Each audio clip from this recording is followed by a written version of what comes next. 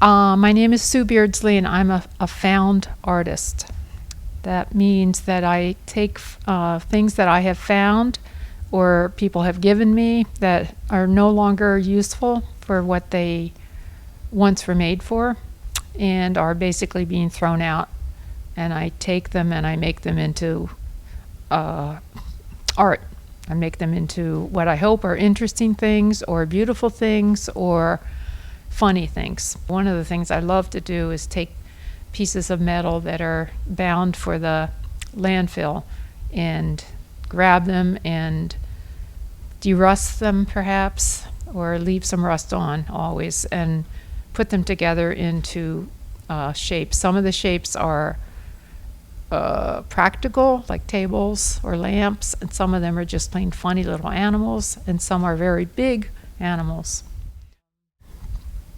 I have found a lot of feathers, a lot of birds that have died for one reason or another, and I'll take the feathers and I'll put them together in an artistic type of piece. There was a frame store that was going out of business this past year, and the samples of that they had on the walls for frames were going to go into the dumpster. There's probably 300 or 400, and I've made some into mirrors. It was quite a challenge and a lot of fun to figure out how to use them and save them from becoming trash.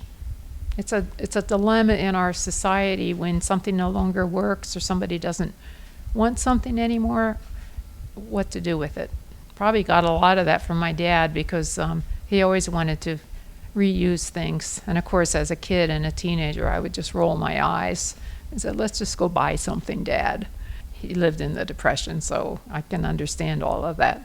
But I think he was right, I have to say.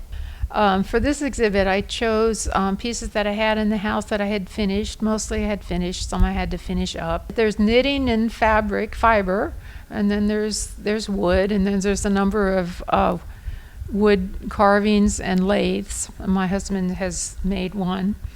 And then a number of pieces of metal.